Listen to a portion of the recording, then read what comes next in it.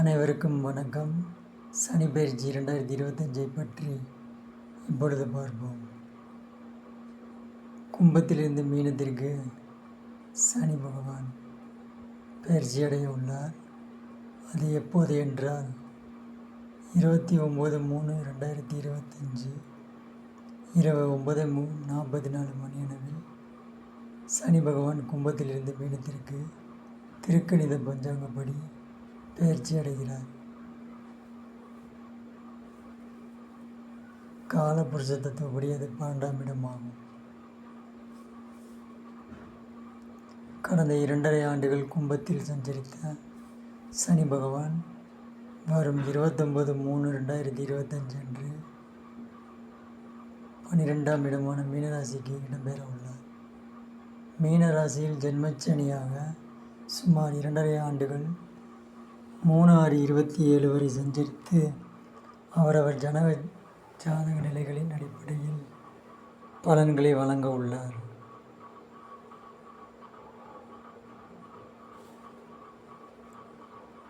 மீன ராசியில் நட்பு நிலையில் அமரும் சனி பகவான் ஜனன ஜாதக அடிப்படையில் முதல் சுற்றானால் சுமாரான மற்றும் இன்பத் துன்பங்களை கலந்து வழங்குவார். அனைத்து விஷயங்களிலும் கவனமுடன் செயல்படுவது நல்லது. திருநள்ளாறு சென்று வருவது ஊனமுற்றோருக்கு உதவுதல் நன்மை தரும்.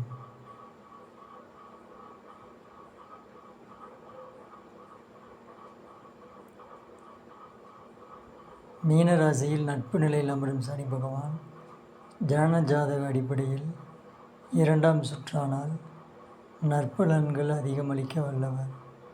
வசதி வாய்ப்பு பெருகும். தொழில் முன்னேற்றம் உண்டு. ஆனாலும் கவனமாக இருக்க வேண்டும். அன்னதானம், சிவ ஆஞ்சநேயர் வழிபாடு நன்மை தரும்.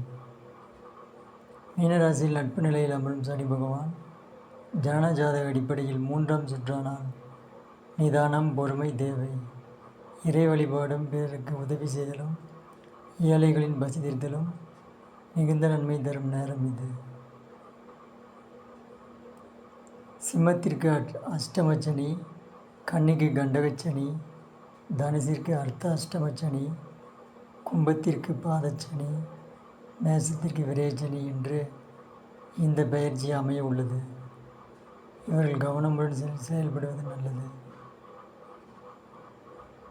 ரிஷபம், துலாம், மகரத்திற்கு சுப பலன்கள் அதிகம் உண்டு.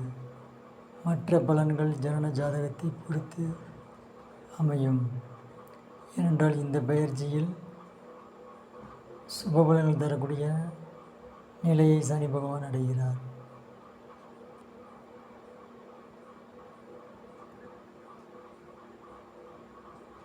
மிதுனம், கடகம், விருச்சிகத்திற்கு கலவையான பலன்கள் கிடைக்கும். எதையும் யோசித்து செயல்படுவது நல்லது. ஏனென்றால் இந்த பயிற்சியில் அவர் அமருமிடம் அந்த அளவுக்கு உள்ளது.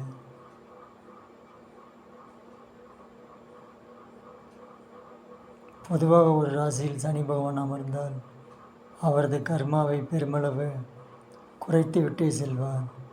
நீதிமான். ஆனால் 7.5 ஆண்டுகள் முடிந்து செல்லும்போது வாரி வழங்கிவிட்டே செல்வார். சனியை போல் கொடுப்பார் எவரும் இல்லை. பொதுவாக இந்த காலகட்டத்தில் ஊனமுற்றோருக்கு உதவுதல், ஏழைகளுக்கு அன்னதானம், வஸ்திரதானம் செய்தல், காகத்திற்கு பசி தீர்த்தல் போன்றவை நல்ல சுப பலன்களை தரும். நன்றி, வணக்கம்.